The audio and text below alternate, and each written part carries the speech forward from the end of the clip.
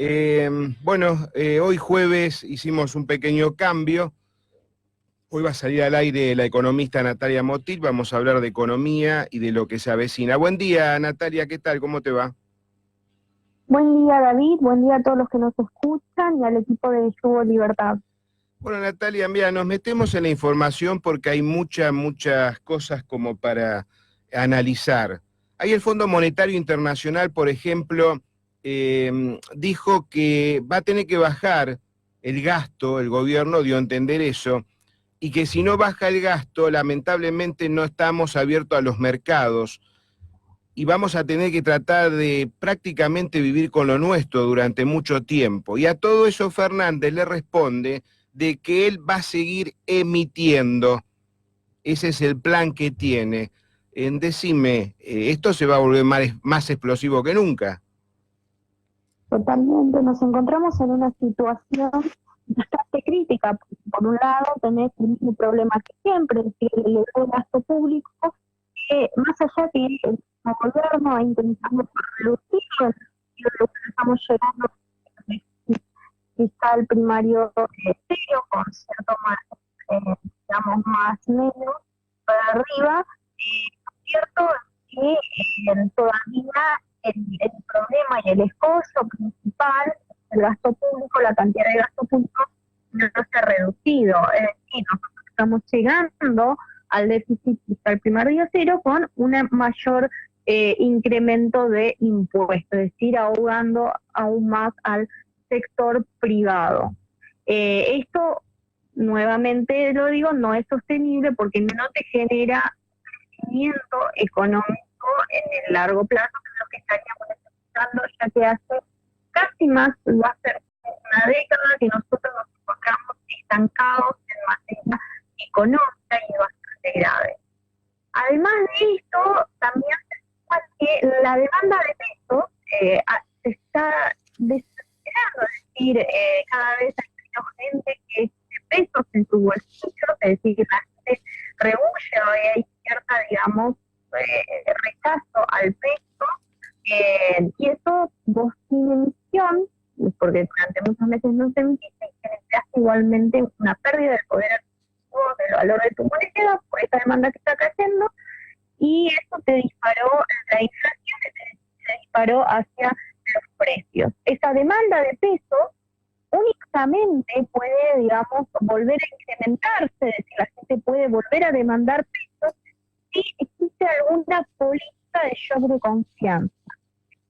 Esa política de shock de confianza debe ser, bueno, el gobierno diciendo yo voy a tomar este rumbo económico pro mercado, es decir, hacia una situación de más libertad económica, como la países, la aplicaron países como Portugal, Singapur, Luxemburgo, Australia, Nueva Zelanda,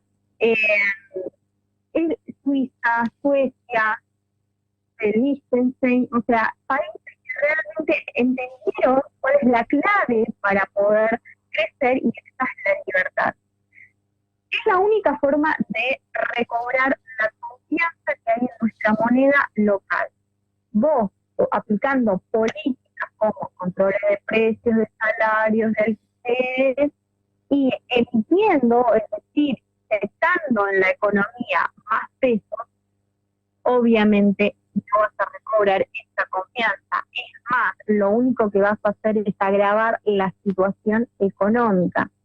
Así que, de aplicarse este tipo de políticas realmente, que es decir, tratemos de financiar nuevamente el gasto público, que es una receta que ya aplicó el gobierno de Cristina Fernández de Kirchner, la Argentina, la verdad es que va a ir a un precipicio fenomenal. No hay mucho margen más para esto. Ojo, porque yo tengo siempre, digamos, una visión particular.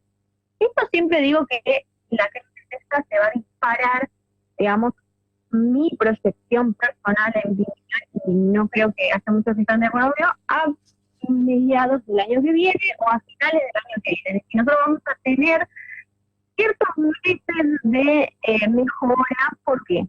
La emisión monetaria, siempre con un tipo como el que estamos teniendo tan fuerte en la Argentina, se va a reactivar cierto consumo. ¿Por qué digo esto? Eso se va a mover un poquito la economía, pero el tema es que vos no tenés una producción, digamos, que realmente, un sector real que pueda hacer frente durante los meses subsiguientes o que sea sólido, porque la verdad es que se viene atrofiado con todos estos problemas que tenemos de fondo, la verdad es que no es muy sostenible. Pero sí es cierto que la emisión monetaria se genera, digamos, se inyecta pesos en la moneda, hay gente que va a tener más pesos y como no lo va a poder, digamos, tan fácilmente sacarlos o pasarlos al dólar, pues lo que va a hacer, ¿a dónde se va a refugiar? Al consumo. Entonces va a hacer cierto incremento del consumo. Por eso es muy probable que cuando comiencen a emitir veamos que los indicadores de consumo van, pero más altos de lo que era en la época de Macri. Van a decir, uy, mirá, al final era cierto, o sea, la emisión es lo que te mueve, o puede ser el motor de crecimiento de la economía. Bueno, pero está dibujado, porque eso sí sabemos que ocurre y que puede ocurrir cuando vos aumentás el gasto público. Sí, 1, 2, 3 meses, pero después al cuarto, al quinto mes, con los mismos problemas encima, con aplicando ese tipo de políticas que, bueno, sí, es un parche de unos meses, pero después en realidad agravan aún más el problema y le ponen más bolitas a la pirámide que está a punto de caerse, y vas a empezar a sentir que la economía, la vulnerabilidad y la fragilidad de la economía argentina está cada vez peor. Así que, ¿qué es lo que vamos a ver? Que seguramente de sucederse cualquier soplo que suceda en el exterior, que es muy probable que suceda, porque la verdad es que estamos en un mundo con mucha convulsionado, con, que se está debatiendo entre varios caminos a seguir o posibles caminos a seguir, va a terminar afectando a nuestro país, o inclusive nosotros nos cerramos un acuerdo con el Fondo Monetario Internacional, no podemos colocarnos en otros mercados de capitales, como por ejemplo China, Rusia. Hay problemas de eso que obviamente va a suceder, eso que la verdad es que muchas veces cuando vos te endeudas para comprar tiempo, y si vos se te dificulta ese endeudamiento y vos ves que la verdad no vas a poder pagar y hay más riesgo de default, se te dispara el riesgo país, vas a sentir aún más cómo se agrava la situación, y ahí vas a ver cómo empieza, digamos, a formarse los mercados negros ya como algo, un actor preponderante dentro del sector económico argentino, y cómo el peso efectivamente va a comenzar, digamos, una caída fenomenal hacia una aceleración de la inflación cada vez más profunda, llegando al borde de la hiperinflación. Y la verdad es que es bastante, pero bastante riesgoso esta situación, porque cada una de las crisis que tuvimos en la Argentina es peor que la anterior. Y no tenemos el mismo contexto que en el 82, en el 89, estamos bastante peor que eso. Así que lo que tenemos que hacer es empezar a mirar que de llegar a desatarse eso, podríamos llegar a una situación bastante parecida a la de Venezuela, en el que salir de esta crisis se dificultaría aún más, y aplicar las políticas que realmente ayuden a salir rápidamente va a ser mucho más difícil que un contexto de normalidad, y los costos, que son los más importantes al final del día, van a ser mucho más elevados que si lo agarras a tiempo. Bien, acá hay alguien que empezó a salir en los medios, Felisa Micheli, esa señora que una vez le encontraron algunos pesos escondidos en su baño, y ahora está opinando de nuevo Felisa Micheli, diciendo que hay que aplicar mayor expansión de la demanda agregada, y con respecto a la fuga de capitales, mayor imposición, mayores controles. ¿Qué opina de esta señora? No, totalmente en desacuerdo. Es una visión bastante, digamos, que viene desde John Maynard Keynes. A ver, lo que él escribió, porque siempre lo tratan a reflote, y esta, digamos, frase y lema de, bueno, para generar crecimiento es necesario expandir la demanda agregada, viene de él. Él lo escribió en un contexto de 1900, o sea, espera para la crisis de 1930, para decir cómo salimos de esa crisis. Sí, obviamente, si vos expandís, como yo siempre digo, si expandís el gasto público y estás en una recesión fenomenal y no tenés, digamos, la demanda de pesos que está cayendo, y sos un país como Estados Unidos, por ejemplo, La verdad es que sí, efectivamente vas a tener, digo, cierta recuperación muy cortoplacista, que es como el plan social, digamos, es una herramienta de emergencia para salir del paso. Pero no es algo que te genere crecimiento después en el valor agregado. O sea, vos para poder generar crecimiento y cómo es que crecen los países en el resto del mundo, es a través de la oferta agregada, es decir, elaborando o transformando la estructura productiva en algo diversificado que no dependa únicamente de un sector, y entonces cuando se le viene la crisis o ese sector que quizás sea clave para esa economía empiece, digamos, a mostrar ciertos derroteros o vulnerabilidades, el resto de los sectores pudieran llevar adelante la carreta. A ver, si por ejemplo, un país sumamente monoexportador, ¿no? Que dependés solo de un bien.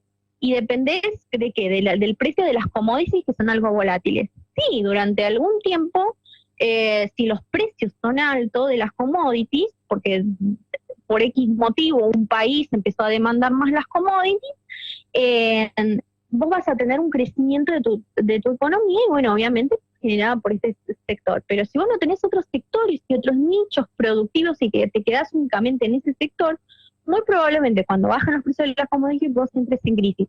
Y no tengas, no es lo mismo, digamos, crecer un 10% un año y tener una caída del 4% al año siguiente, que crecer de manera sostenida durante varios años con el 2%, por ejemplo, que es una tasa mínima, creo que es bastante linda. ¿Por qué? Porque a vos te genera, digamos, esto de sostenidamente se permuta durante varios años y que no tengas vaivenes. Porque los vaivenes, la verdad, al final del día no te genera ningún tipo de riqueza. Para poder ese sostenimiento, para que sea sólido ese crecimiento, vos necesitas apostar a la oferta agregada. Es decir, si no tenés oferta agregada, es imposible que el consumo se reactive en esas ofertas agregadas, es decir, un sector productivo, en empleo, que generen empleo. Ese empleo obviamente te va a generar más consumo y por ahí van a aparecer más, digamos, nichos productivos a raíz de eso, es decir, ese flamante efecto derrame. Pero ese efecto derrame únicamente es, digamos, posible si vos aplicás todas aquellas políticas que realmente favorezcan, digamos, a la proliferación del sector productivo, como es la baja de impuestos, porque vos teniendo impuestos altos es imposible que cualquier sector productivo pueda proliferar. Por el otro lado, para eso tenés que achicar el gasto, una política de apertura comercial, es decir, mirar hacia el mundo, qué es lo que se está haciendo afuera, qué es lo que podemos nosotros complementar desde afuera, mirar los índices de, bueno, las instituciones que te garanticen algo tan prioritario y básico como las libertades individuales y los derechos de propiedad, una moneda sana, porque no hay forma de generar, digamos, un mercado de trabajo sólido y que se pueda con formas de contratación más fáciles, sin un mercado, digamos, una reforma laboral que realmente se adapta a las nuevas condiciones del siglo XXI, porque el empleo claramente ha evolucionado, y todo el tema de una educación, capacitar a la gente, para que esa gente que vive en tu país realmente pueda ingresar en el mercado laboral y sea capaz de manejar las nuevas tecnologías que se adquieran del resto del mundo. O sea, no es una cuestión de mirar para adentro, siempre hay que mirar también mucho para afuera, para ver qué se está haciendo, de qué forma nosotros podemos, digamos, captar ese excedente que se está generando en el resto del mundo, excedente que nosotros de capital, que nosotros lo necesitamos para poder crecer.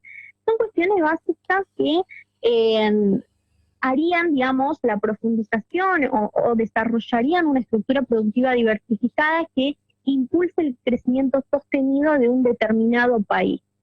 Si vos solamente digamos, apostás en dar, digamos, plata o intentar literalmente meterle plata en el bolsillo a la gente, lo único que vas a generar es una ilusión, como yo siempre digo, de 2, 3 meses, que, como marca la historia, siempre se pincha esta burbuja y terminarás en una crisis fenomenal y te vas a arrepentir de no haber hecho las reformas en su momento. Ojo con eso, porque realmente estos mitos populares que tiene muchas veces la gente por algunos autores que fuera, yo no creo que, digamos, yo creo que Keynes ha sido mal interpretado por la gente durante mucho tiempo y no entendieron, no leyeron lo que él escribió y repiten fuera de contexto frases de él que, como él mismo dijo, o sea, para poder crecer, o sea, hay que bajarlos, o sea, nunca se sostiene un Estado, una economía con impuestos altos y con inflaciones altas. Él estaba en contra de eso. Así que es bastante, digamos, cómo ha evolucionado las ideas y cómo se ha desconfigurado los pensamientos iniciales de ciertas personas para después traerlos, digamos, y aplicarlos por la verdad, para favorecer ciertos intereses particulares en vez del interés general de la población de esos países. Y como siempre digo, ojo con repetir lo que tienen o ciertas políticas muy cortoplacistas, no de largo plazo de algunos países, porque muchas veces lo que se puede hacer de corto plazo en un país no se puede hacer en otro debido a las condiciones iniciales de cada uno de ellos. Aunque yo siempre digo que hay una receta que no es mágica, sino que es lógica, que es la libertad económica. Y sabemos que no importa el país que sea, siempre que se ha aplicado libertad económica, siempre se ha ido a una dirección más allá del socialismo, del colectivismo, es decir, más hacia la libertad. Lo cierto es que el país ha crecido y tenemos cada vez más resultados y más ejemplos de que es así. Hay otro temita. Acá Fernández quiere abrir los convenios colectivos de trabajo y a su vez por ley quiere actualizar, ¿no? Hacia una economía moderna, según dice. Los quiere reactualizar los convenios colectivos de trabajo. Y a su vez quieren que haya un acuerdo previo entre privados y sindicatos. ¿Te parece viable esto? ¿Se puede llegar a lograr esto? Porque es más, no sé, yo por mi parte lo considero que el privado va a estar más, digamos, dominado por el sindicato y por sus empleados. De esta manera, ¿va a ser flexible la incorporación de empleados en las fábricas? No, lamentablemente lo que hay que priorizar es lo que se está haciendo en materia laboral, como por ejemplo en países como Brasil o en Chile. Priorizar los convenios individuales por sobre los colectivos. ¿Por qué? A ver, ¿por qué digo esto? Los sindicatos siempre representan ¿a quién? Al que está empleado. Ok, ¿y al que está desempleado qué? O sea, efectivamente el que está desempleado no está contemplado por el sindicato. Y aquellas políticas que son promovidas por los sindicatos porque quieren tener más lucro, más ganancias, más poderes, mover la aguja, porque es lo que termina sucediendo en nuestro país, lamentablemente desfavorecen siempre al desempleado. Y en la Argentina tenemos altas tasas de desempleo. Altas tasas de desempleo que hay que bajarlas de alguna forma, porque son gente que queda excluida del sistema. Y toda esta gente que queda excluida del sistema y es persistente y no puede, digamos, generar cierto nuestro país movilidad social, es decir, que puedan ser contratadas fácilmente en una semana, en 2 semanas. Entonces, si eso se permuta durante mucho tiempo, la verdad lo que genera es una generación de gente que después difícilmente puede cerrarse en el mercado laboral, primero porque los años corren para todos, la experiencia la verdad que va a ser no van a tener experiencia, no van a tener capacitaciones, el mercado laboral se va desarrollando, no va a poder ser captado y nunca van a poder ser captados por el mercado laboral. Son gente que vas a tener que estar dándole tantas capacitaciones, el doble de capacitaciones que si hubiese flexibilizado el mercado para que puedan ingresar e insertarse al sistema. Así que si vos empezás, digamos, a priorizar o a darle más ímpetu a los convenios colectivos, a los sindicatos, vas a, bueno, mover la valla hacia un mayor desempleo. Ahora bien, si vos decís, bueno, sí, yo permito que más allá de los sindicatos, las personas puedan libremente, digamos, negociar con los empleadores, bueno, eso efectivamente va a implementar el empleo. Nuevamente, todo esto es, digamos, pensado, configurando un mayor empleo con complementario con, digamos, regulaciones laborales más flexibles en el sentido de, bueno, lo que estamos viendo, digamos, lo mismo bueno, cuántas regulaciones tiene o cuántos impuestos tiene que pagar el empleador para poder contratar a una persona. Eso todo hay que bajarlo porque desincentiva el trabajo, desincentiva el empleo. Y en la Argentina uno de los mayores problemas que estamos teniendo es en materia de empleo. Y en materia de empleo porque está, digamos, imprescindible, porque es en materia social, son gente que realmente, familias enteras que quedan desprotegidas a merced de, digamos, los intereses y las ambiciones de determinados poderes políticos y grupos políticos de coacción. Así que efectivamente necesitamos mirar a proyectar una Argentina que esté, digamos, desconectado, relacionada con este tipo de prácticas fraudulentas, como son las organizaciones sindicales, que hoy tienen bastante importante de poder en Argentina. Hay algunos que se pueden desbarajar ciertas medidas políticas que marcan la agenda política, económica del país, y es un poder que hay que cada vez disminuirlo, porque se terminan generando monopolios del poder que a la larga se termina llevando a una situación de decadencia o de situación económica tan empobrecedora y paupérrima que da miedo. Mira, acá empieza a devaluarse el real en Brasil. Además, en Bolsonaro también ya tiene algunos niditos de corrupción dentro de su gobierno y hay ya 2 funcionarios que fueron desplazados por él. Y hay indicios de que la economía brasileña no va a crecer mucho a partir del año que viene. Decime, con los problemas que tienen por esa causa, tengo entendido que también Bolsonaro quiere llegar a un acuerdo con China de libre comercio con ellos, ¿no? Para activar un poquito más la industria ahí. Ya empieza a tener problema Brasil. Contame, con los problemas que tenemos en Argentina, ¿se siguen agregando problemas? ¿Argentina va a recibir digamos, esa mala energía que ya viene de Brasil? ¿La vamos a tener mucho más complicada? Efectivamente, con respecto a Brasil, vamos a tener 2 problemas. Por un lado, lo de que se puede generar una espiral de devaluaciones competitivas, es decir, que las monedas de la región empiezan a devaluar para poder ser competitivas. Es decir, en vez de ver la forma de ser competitivas por el sector real, van a hacerlo por el tipo de cambio. Es muy común en países emergentes, creo que ya lo hemos mencionado algunos meses atrás. Existía el riesgo y parece que se está dando ese riesgo, se está consolidando. Eso por un lado. Y por el otro lado, tenemos una figura de Bolsonaro que no quiere un Mercosur, porque el Mercosur le desfavorece.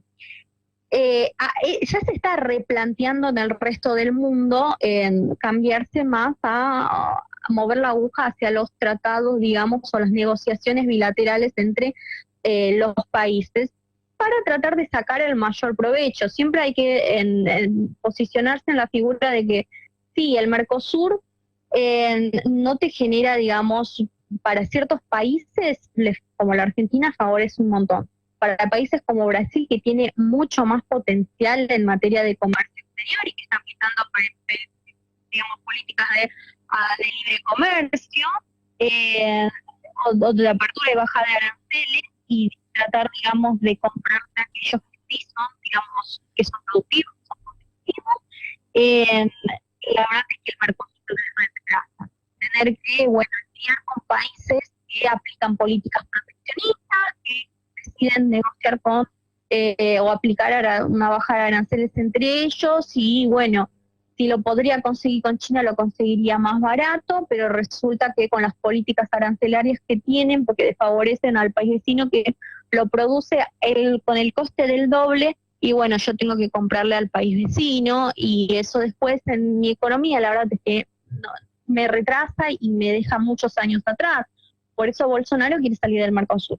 La Argentina, si tiene una mirada de proteccionista y salir del Mercosur, que Brasil salga del Mercosur y negocie con países como China, como Estados Unidos, como la Unión Europea por sí sola, y no quiera ya tener esta relación bilateral tan estrecha que estamos teniendo en estos momentos, porque sabemos que mucho del comercio exterior entre ambos países se encuentra relacionado, se va a ver desfavorecida y con un pensamiento, una idea proteccionista como la estamos teniendo, o mirar hacia adentro y no hacia afuera, y también tratar de ver con qué países podemos negociar, y bueno, vamos a tener un problema bastante importante en materia económica, porque se nos va a ir un mercado, digamos, que teníamos bastante asegurado durante mucho tiempo. No hay nada perpetuo en la vida, pero bueno, Brasil era nuestro gran apoyo. También de que Brasil tenga, digamos, cierta desaceleración, porque efectivamente, al igual que a nosotros nos afecta lo que sucede en la economía de ellos, a ellos les afecta lo que sucede en nuestra economía, y es evidente que parte de la desaceleración que va a tener Brasil va a estar liderada, digamos, uno de los puntos, una de las patas va a ser la desaceleración que estamos teniendo en toda la región latinoamericana. Bueno, nos va, digamos, a la larga es como una espiral que nos va a terminar desfavoreciendo, y nosotros ya estamos, digamos, en una situación bastante paupérrima. Ojo, porque en materia de comercio exterior lo que estamos viendo es que, bueno, vamos a ver más negociaciones con países como México, que, ojo, sí, no van a comprar muchas commodities, creo que puede reemplazar ahí un mercado brasilero que tentativo a salirse del Mercosur, pero México tiene, a contrarrecíproco de Brasil, una industria automotriz que es muy competitiva a la nuestra, y en caso de que se efective este famoso T4 que se está gestando, creo que ya desde hace algunos meses, la industria automotriz argentina lo va a sufrir bastante y genera también bastante empleo en nuestro país. Así que no siempre, digamos, o sea, las aguas no son buenas para en el muy corto plazo, en los meses de seguirse, digamos, este tipo de políticas, lamentablemente. Obviamente habrá que ver, bueno, qué es lo que sucede cuando lleguen al poder, cuando realmente empiecen a aplicar determinadas políticas, empiezan a decidir el rumbo económico del país y con qué países van a negociar y qué es lo que van a hacer en materia de Mercosur. Ya uno dice, bueno, sí, no podemos depender tanto de lo que hace el resto de los países, tenemos que ver de qué forma nosotros podemos independizarnos y de cortar esa dependencia tan económica que tenemos con nuestros países regionales, y ver de la forma de ser competitivos, o de tratar también de hacer desde nuestra parte individual negociaciones bilaterales. También siempre recalco de que, bueno, no es lo mismo negociar de manera individual que negociar con todo un grupo un bloque económico. Mercosur tiene la capacidad o el poder negociador de, digamos, posicionarse a la altura de la Unión Europea y, bueno, decir, bueno, yo quiero esto, lo otro. Sí, tiene esa posibilidad, tiene mayor poder de negociación que si va solo Brasil, seguramente algunas negociaciones que hagan sean desventajosas a la larga para ellos, de forma individual, porque no logren tener todos los requerimientos que quieren a largo plazo. Siempre pasa esto, pero bueno, también tenemos que ver que los tiempos también son diferentes, el tiempo es más corto de las negociaciones bilaterales que la negociación de un bloque económico, por la cantidad de países que incluye y la cantidad de países que deben estar de acuerdo con el acuerdo. Así que bueno, hay muchos pros y también hay algunos contras que, bueno, la Argentina obviamente va a tener que empezar a analizarlos, porque si se quedan retrasados en materia en comercio exterior, y bueno, el resto de los países le va a pasar el trapo muy por arriba. Bien, te agradezco mucho, Natalia, 8:30 de la mañana, muy explícita, muy concreta. Me despido de vos, vamos a un poquito de música, no cortes, en línea privada seguimos hablando. Un saludo.